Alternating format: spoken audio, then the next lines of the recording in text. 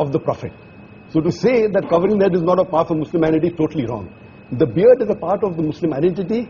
Wearing the cap, or at least covering the head, whether with a scarf or with a gatra like the Arabs do. But sir, what about what Shahrukh said? And I know a lot of my friends say this, that and all of us, no matter what faith we come in, we interpret our faith differently. We take away some things, we don't do some things. Does that make us any less of Hindus, Muslims, Christians? No, as I said, that Muslim is a person who submits will to God. So you cannot say a liberal Muslim or a moderate Muslim. You can say a practicing Muslim, or partly practicing or non-practicing. That's more correct. You know, and to understand Islam, don't look at the Muslim, don't look at me. Go to the scriptures. That is the reason I give talks on Islam and comparative religion. But as far as the stereotype is concerned, I find that too narrow a definition of Islam. I personally reject all rituals. But Islam is part of my culture and my ethos. I'm as proud a Muslim as anybody else on this podium. But I don't have to wear it on my sleeve, and I think that's too narrow a definition of Islam. I'd like to make a point. Yeah. They talked about people being stereotyped because of the beard and the cap and the hijab. Then we should say that all Sikhs are stereotyped. Anyone who wears a turban and wears a beard.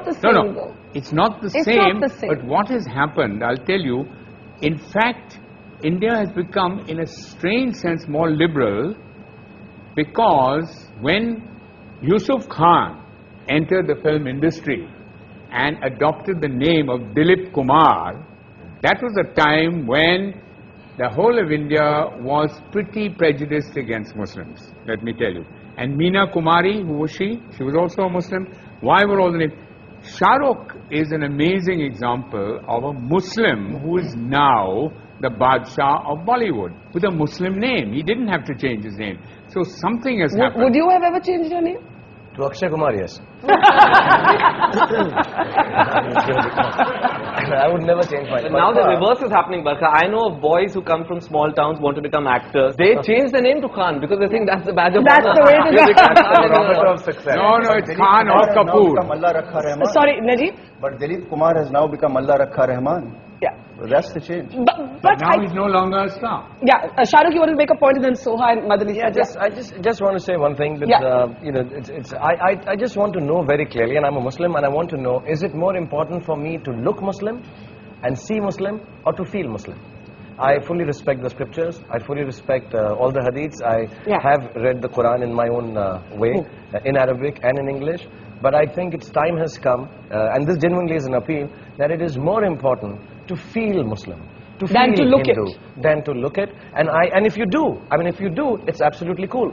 And if you don't, it's absolutely cool. Doctor, I quick response to that, and I got two guests waiting to speak. The best is to practice Muslim, is number one. Yes. Appearing is important, but lower down. I'm not saying appearing is the most important. But a person to practice Islam is more important. Beard comes lower down. Beard is not in the 70 major sins that it's not there. But you know, what about what Kabir is saying? And there was a story of a young boy whom I interviewed, who studies in a convent school in Madhya Pradesh.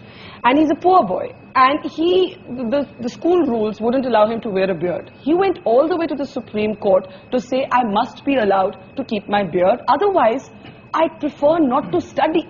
And he actually dropped out of school for a while because of that. The Supreme Court eventually ruled in his favor.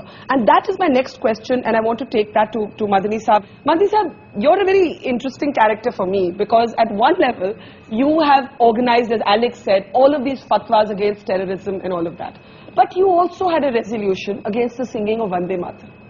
And these kind of resolutions, I know many of my friends would say is what stereotypes Muslims. बात ये है कि वंदे मातरम गाना बिल्कुल अलग चीज है। अलग चीज है। हाँ, गाने के लिए जिद करना बिल्कुल एक अलग चीज है। कोई जबरदस्ती गवाना चाहे और नहीं गाएं, या हम ये कहें हम नहीं गाते, तो फिर हम स्टीरियोटाइप हो जाएंगे। टेररिज्म की मुखालिफत करेंगे तो बहुत अच्छे हो जाएंगे। ये जो डबल मामला चलता है, ये ठीक नहीं। अभी मेरे दाढ़ी नहीं हो और कुर्ता पैजामा नहीं हो, ये भी जो पगड़ी से तो लोग बहुत डरते हैं ना, कहते हैं ये तो एक बच्चा एयरपोर्ट पे कहता है मदनी साहब मामा मामा देखो बिन लादेन जा रहा है ना। तो क्या हो गया है, अब ये सब मैं उतार दूं तो मैं एक रीजनेबल मुसलमान हो सकता हूँ, एक ऐसा मुसलमान हो सकता हूँ जो बहुत अच्छा आदमी है। और अगर मैंने ये पहन लिया तो ख्यालात मेरे कितने अच्छे हों। ख्यालात, नजरियात, आइडियोलॉजी, ये है बेसिक चीज, या बेसिक चीज हमारी दिखने वाली चीज है। That's the reverse stereotype, that the moment you see the beard and the skull cap, it's got to be a fundamentalist. Question, I want to get Soha, and she's been listening very patiently all this while. Soha is somebody who's grown up in a sense in a house of mixed religion. For you, in a sense, do you feel that public gaze? Do you feel, you know, many people have questioned my labeling of, or my looking for the moderate Muslim. Yet there are others who say that we don't hear enough moderate voices. We either hear the religious voices, or we hear the non-believing. Because I don't think anybody is really interested in what the moderate Muslim has to say, because it's not very interesting. It's sort of boring. We're represented by extremists who have violent opinions, perhaps. I'm talking about vandals. And I think maybe also more recently, I was asking my mother when I was asked to come on this show. I said, in your time, when you married my father, and you had an interreligious marriage, which presumably at that time, 40 years ago, was more controversial than it is today. Were you ever asked to defend your identity, to defend your choice of religion, what it means to be Hindu or Muslim, the way that we are today? And she said, no, not at all. It was a no-comment issue. You just said no comment and you moved on in life. Over the past, maybe ever since I've been in cinema, certainly, it's an issue. And there is... people do ask me, do you feel aggravated by what is happening as a Muslim? Do you feel the need to stand up for your religion because it is being misrepresented in the media? And I think for me, religion is a very private matter. It's between my maker and me, and it's not something that I would want to discuss in any public forum, even this one.